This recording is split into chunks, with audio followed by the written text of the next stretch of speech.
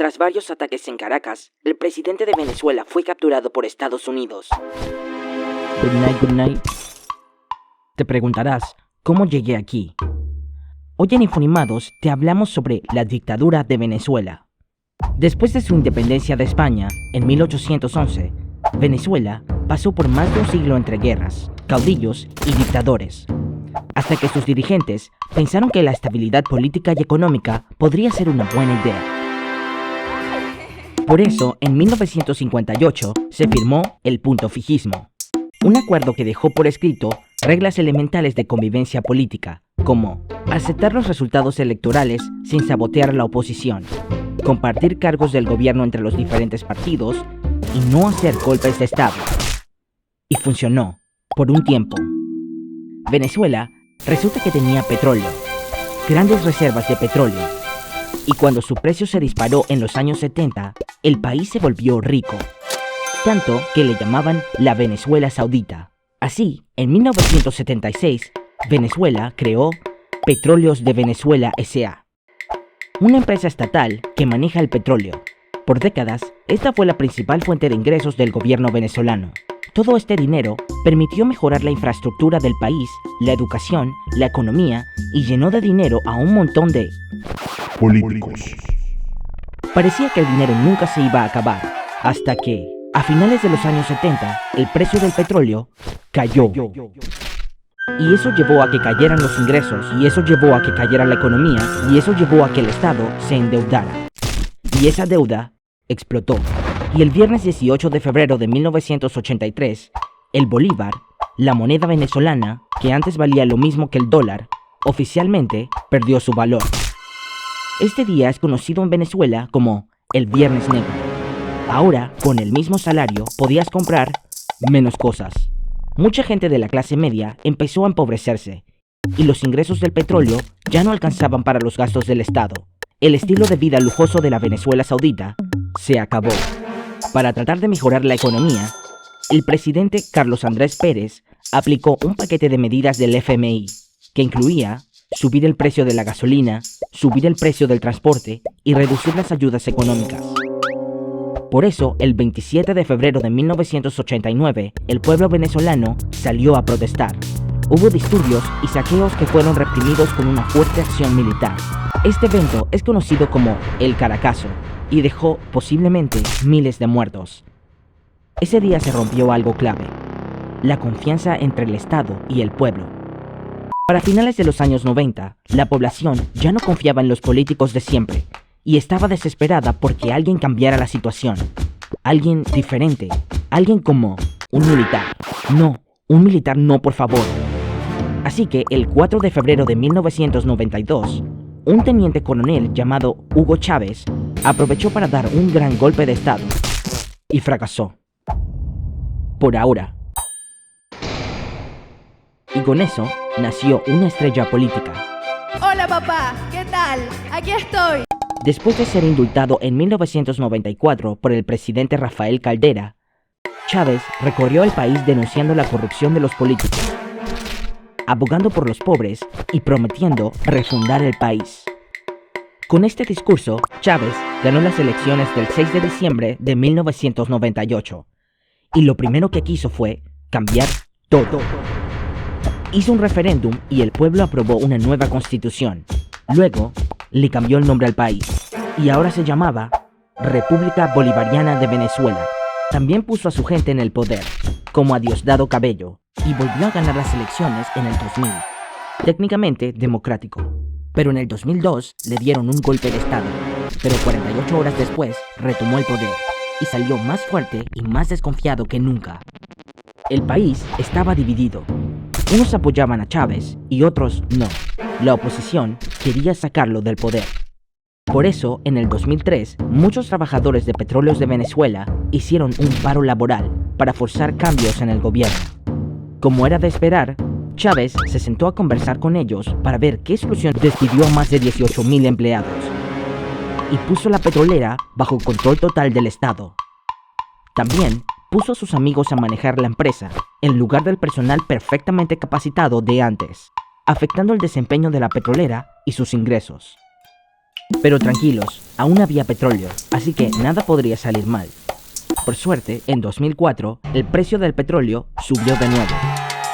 Y con eso, Hugo financió misiones, que eran programas sociales de subsidios, educación, alfabetización, salud, vivienda, expropiación de empresas, censura de medios y más. ¿Y qué tal si mejor subimos los salarios e invertimos en otras industrias locales para no depender tanto del petróleo y así fortalecemos la economía para dar más oportunidades al pueblo?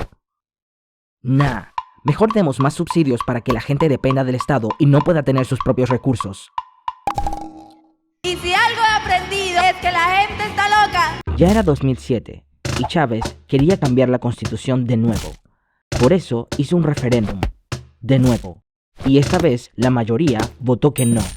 Pero el chavismo continuó, hasta que el 5 de marzo de 2013, Hugo Rafael Chávez Frías se murió. No sin antes nombrar a su sucesor, Nicolás Maduro. Nico ganó las elecciones del 14 de abril del 2013 con el 1.5% de ventaja sobre el líder de oposición, Enrique Capriles. Y aunque la oposición denunció fraude, el CNE lo proclamó presidente y rechazó repetir las votaciones. Por eso, en 2014, se puso en marcha La Salida, una serie de protestas lideradas por Leopoldo López que buscaba presionar la salida de Maduro, pero fueron duramente reprimidas, dejando 43 muertos y muchos opositores presos, incluido López. Al año siguiente, en el 2015, se celebraron unas elecciones parlamentarias para elegir a los diputados de la Asamblea, y la oposición ganó. Finalmente, el Parlamento podría aprobar leyes y participar en las decisiones del gobierno. No. Maduro no aceptó perder el control, así que en el 2016 declaró a la Asamblea en desacato, y en 2017 creó una nueva Asamblea Nacional Constituyente, formada por personas leales a él. Los diputados, que habían sido elegidos por el pueblo, quedaron sin poder. Con eso quedó claro que ya no se respetaba la Constitución y Maduro hacía lo que él quería, o sea, una dictadura. Mientras tanto, la vida en Venezuela se volvía cada vez más difícil. La hiperinflación, la falta de comida y medicinas y la creciente inseguridad y corrupción empujaron a muchos venezolanos a salir de su país. Para el 2025, esta cifra alcanzaba casi los 8 millones de migrantes. De vuelta a 2018, el año electoral llegó con la esperanza de un cambio político. Pero Nicolás, sospechosamente, ganó de nuevo. La oposición y varios países no reconocieron su victoria. por fraude. Así que en el 2019, Juan Guaidó se declaró presidente interino, pero no tuvo apoyo militar. Y en la Venezuela de 2018, sin apoyo militar, no había cambio.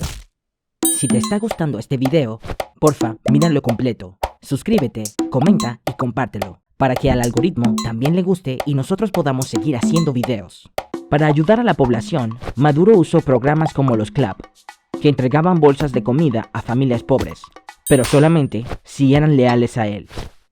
Pero esto no alcanza. Ya era 2024 y tocaban elecciones de nuevo. La líder de oposición, María Corina Machado, venía con todo, pero fue inhabilitada y no pudo postularse.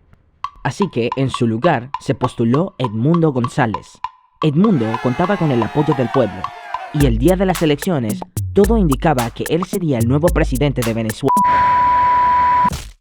Hermanos venezolanos, hoy la democracia nuevamente ha ganado. Saludemos a nuestro justamente electo nuevo presidente por tercera vez, Nicolás Maduro. Esto causó más protestas que el gobierno reprimió y muchas personas fueron encarceladas. Maduro se mantuvo en el poder. Mientras tanto, en Estados Unidos, el presidente Donald Trump acusó a Maduro de estar traficando droga. Por eso, a finales del 2025, llevó a cabo una serie de operaciones militares contra El narcotráfico. hasta que finalmente en enero de 2026 lanzó un ataque en el que arrestó a Nicolás Maduro con el fin de proteger la seguridad y estabilidad regional. Vamos a recuperar nuestro petróleo con el fin de proteger la seguridad y estabilidad regional y del petróleo para Estados Unidos con el fin de proteger la seguridad y estabilidad regional. Petróleo. Maduro y su esposa fueron llevados a Nueva York para ser procesados en una corte federal, mientras que la vicepresidenta Delcy Rodríguez quedó al mando de Venezuela. Muchos venezolanos se llenaron de esperanza con la caída de Maduro, mientras que las acciones de Trump fueron consideradas como una amenaza al orden político internacional. Por su parte, el pueblo venezolano sigue esperando soluciones reales que devuelvan la estabilidad política y alivien la crisis social y económica del país. Venezuela no se convirtió en dictadura de un día para otro. Pasó por un proceso lento y democrático, hasta que dejó de serlo. Porque la democracia no siempre muere con un golpe. A veces se apaga cuando el poder deja de tener límites y eso toma tiempo.